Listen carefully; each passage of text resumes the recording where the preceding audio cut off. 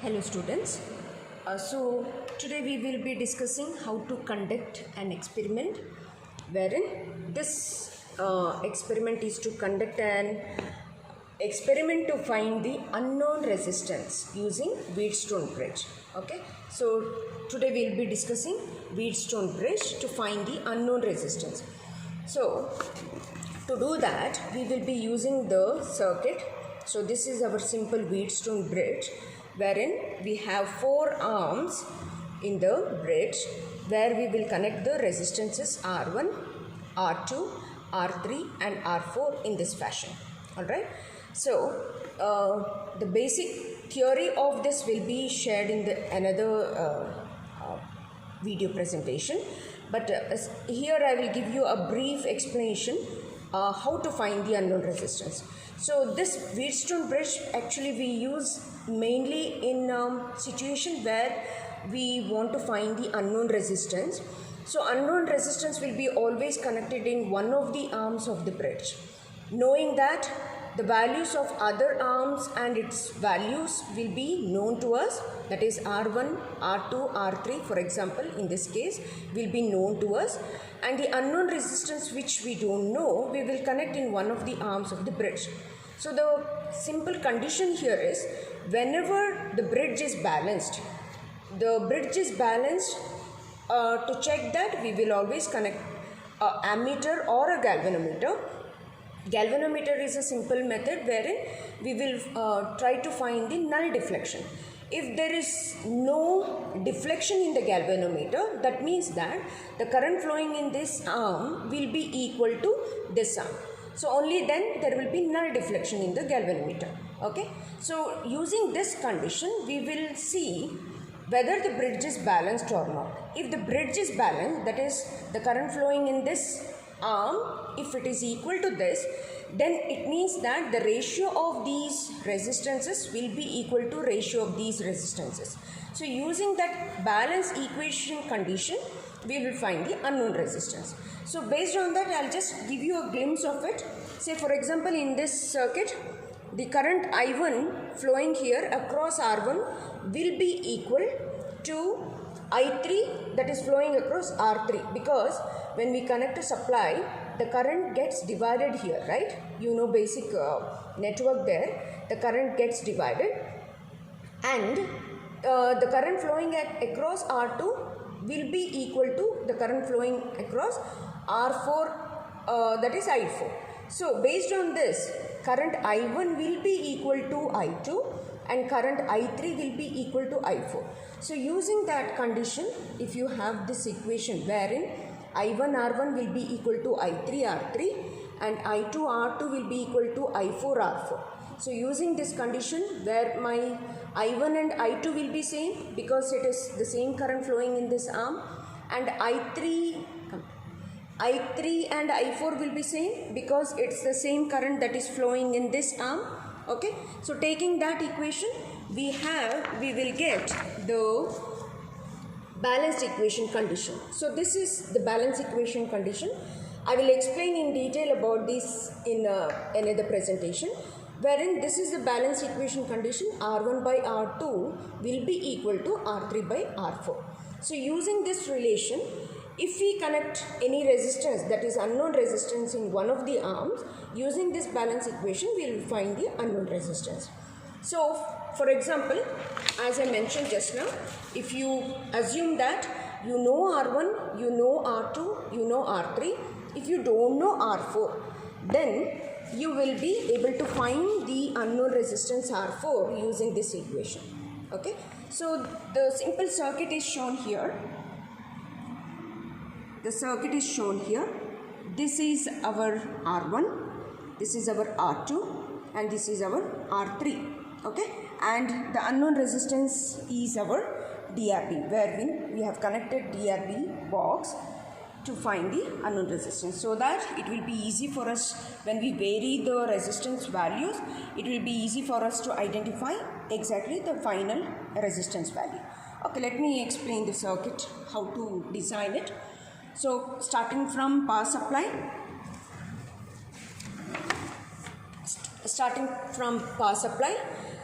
the DC voltage, it is coming here, it is connected to the junction where you have R1 and R3, okay, coming here. So the positive terminal of the DC supply, it is connected to R1, this is my R1 and this is my R3, so it is coming here. All right, the next condition, the other arm of R1, it is connected to R2, and to this junction I have connected galvanometer. Okay, coming back here, so this is my R1, the other arm of R1, galvanometer has to be connected. So we have used this ammeter as galvanometer. Okay, this is a box wherein you can use it as ammeter or voltmeter. So if you move this plate,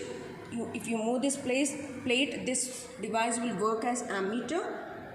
If the plate position is this side, then it will work as a voltmeter.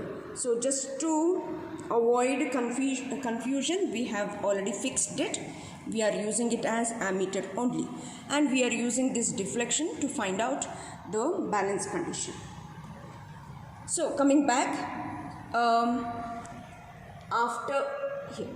R1 you have connected your galvanometer, so at the other end you have R2.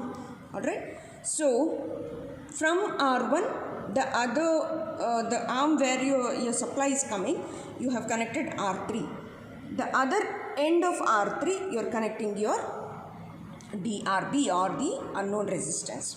Okay, so DRB, we are not bothered about the polarity here, so we can connect in any ways, but we are following the color code. So positive is connected to red terminal and negative connected to black, and this is your arm where you have connected your unknown resistance. All right, and if you observe that the galvanometer is connected across the junction R1 and R2, okay, and R3 and R4. So it is coming exactly across these 2 points. I hope you are able to take it. Okay, understand the connection. All right, now let's see.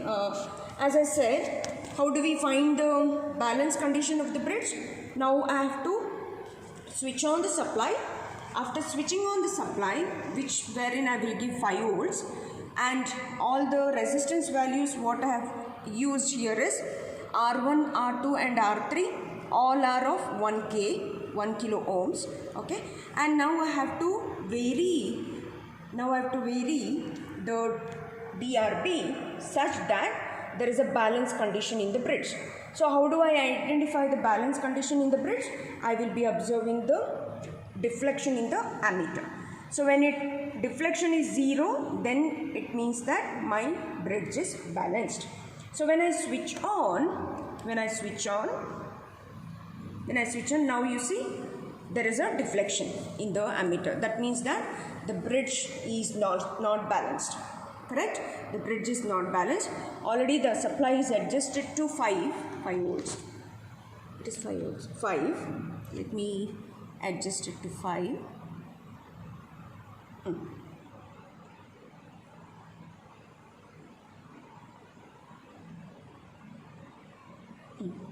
Okay, so we'll take it as 5. Now 5 volt supply is given to the bridge. Now I have to adjust. I will go I will be varying the resistance values, and if you can just observe the deflection there, if it can be identified. Now I am going on varying. See, it is varying, right? Yeah. So now observe, I am going on varying the resistance. So it is going beyond there. So it is too much. So let me come back. Yeah. Then I will start varying the other. So it is slightly varying. So I'm going on increasing the value of the resistance. I'm going on increasing slowly, so it is settling. Now it is almost settling. So now I'll vary the smaller value. So our deflection, it should be at 0. So when there is 0 deflection, that means the bridge is balanced. So I'm going on varying the resistance. I'm increasing the value slowly. So just allow the deflection to settle so that it will come near 0. Yes. Now it is exactly at 0. This is when the bridge is balanced. Okay. So when the bridge is balanced, then using this DRB, now it is very easy for us to identify the unknown resistance value, right? Let's see, this 10K position is at 0, so there is no 10K value. 1K position is also at 0, so there is no 1K value there. 100 ohms position, the pointer position is at 9, okay. Then 10 ohm resistance pointer position is at 7, okay, and 1 ohm pointer position is at 1. So what will be our total resistance? Here it is 9 plus 7 plus 1, that is 971. Okay, so the unknown resistance value is 971. So if you observe the bridge here, the R1, R2, R3 values what we have taken is 1K. So just with the basic theory, we should understand that this resistance value for the bridge balance condition, it will be approximately equal to 1K. Okay, the value what we have got is now 971. So it is nearing to 1K, 1000, right? So that is how the unknown resistance value is found out using Wheatstone bridge.